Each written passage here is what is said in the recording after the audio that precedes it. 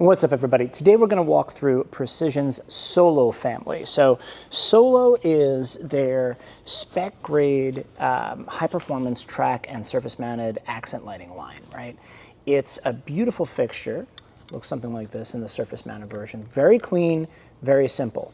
What Precision has done, and really where they are in the market, is they're about creating really beautiful beams, really accurate beams, great color rendering, and efficient performance. So if you're trying to have a takeaway on this, if that's the only thing you watch in this video, that's what I want you to know.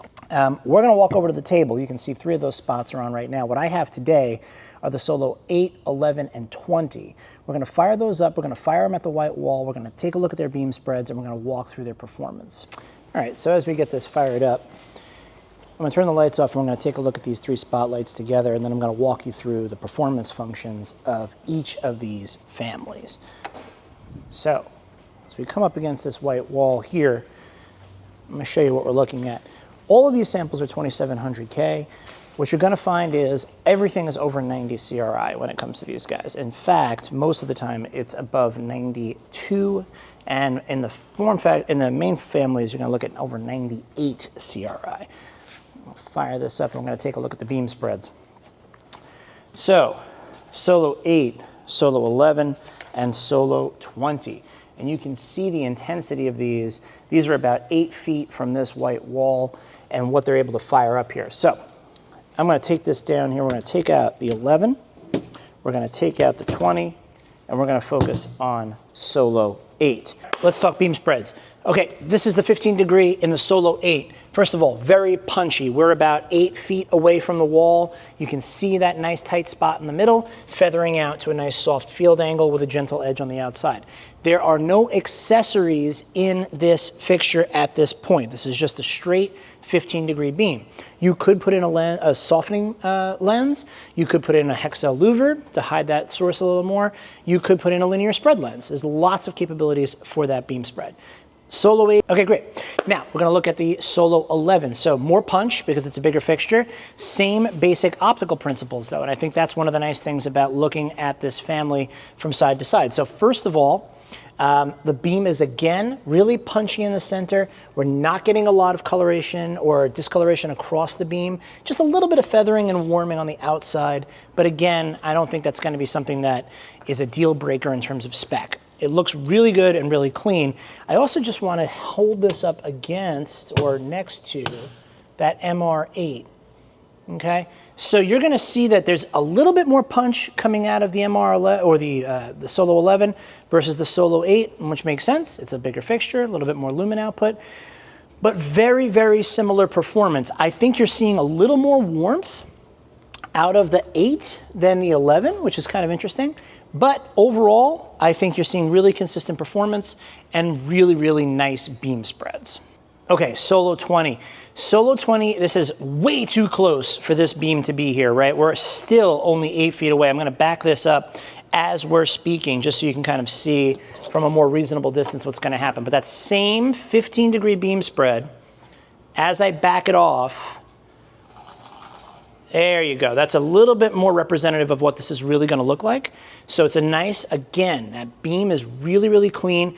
I think in the 20, because it's so punchy, we're looking at about 2,000 lumens here, the feathering outward is a little bit more noticed, right? But super punchy at the center, and that beam to field ratio is still really, really nice. So that's 15 degrees, that's the Solo 20. Really quickly, I feel like I should probably say something about the dimensions here. So your dimensions, because when I say Solo 8, Solo 11, Solo 16, Solo 20, what does that even mean? Here's what it means. Solo 8, all right, based on that old MR8 size lamp, which is what would have been this aperture right here. That Solo 8 is going to be, in actuality, 1.38 outer diameter, right? That's in inches, 1.38 outer diameter there. Comes in at about 2 2.4 inches in this dimension right here. And then overall height to the track is 2.75 inches, right? So real small on Solo 8. Solo 11, your outer diameter is 1.75 inches out here.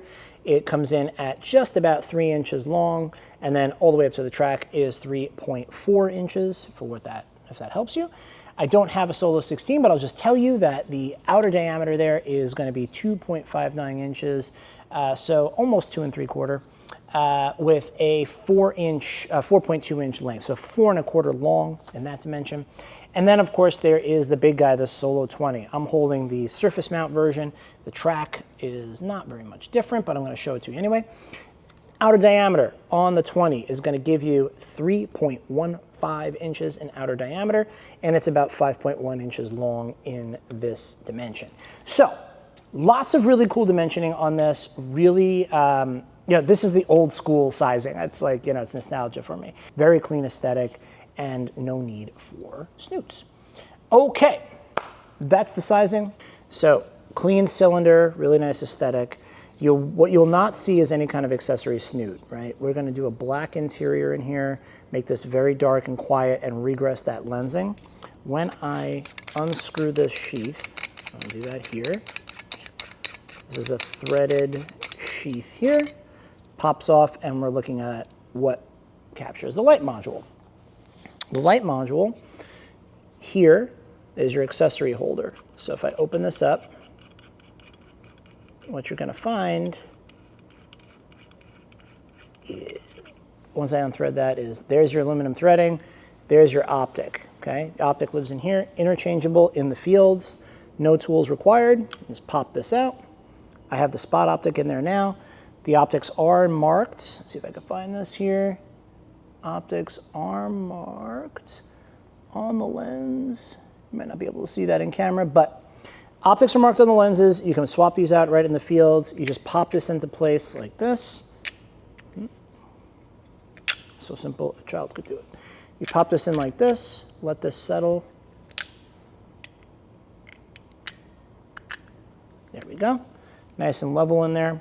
And then you go ahead and reattach the accessory holder. That's going to hold the optics in place. On this Solo 11, 16, and 20, you have 2 accessory holders. So the accessory ring is right here, and once you remove that accessory ring, you can go ahead and put in hexel louvers, color filters, smoothing lenses, linear spread lenses. 2 pieces of media can go in 11, 16, and 20. In Solo 8, just because it's so small, we can only fit 1. So it's a very simple apparatus, really simple for the contractor, really simple for, if you've got store associates or folks that are going to be maintaining these fixtures over time. They're really, really easy to work with. And again, once you're done, you go ahead, close this back up, and that's what makes the system. Now let's talk a little bit about Solo performance. We're looking at, in the Solo 8, a nominal 400 to 450 lumens with beam spreads of 17, 24, 30, and 50 degrees, and 1 accessory. Now, really quickly, all of the Solos offer interchangeable lenses. They offer louvers, linear beam spreads, and other optical accessories, as well as CTO filters. Standard finishes are black, white, and aluminum. Custom RALs and metal plating are available on the entire family. All right, guys, I'm going to wrap this up now. You've seen the preview of the Solo series. We have these samples here at SDA. We want to get them in front of you, get them in front of your hands. We have all the accessories. You can play around with them and use them on your next project. We can talk pricing. We can talk availability and lead time, all in your office or on a Zoom call, however is easiest for you. So use that info@SDA Lighting email address. Go ahead and send us a message on whatever platform you like. We will get your rep out there and we'll get these fixtures in your hands here in New York and New Jersey. Thanks, and we'll see you on the next one.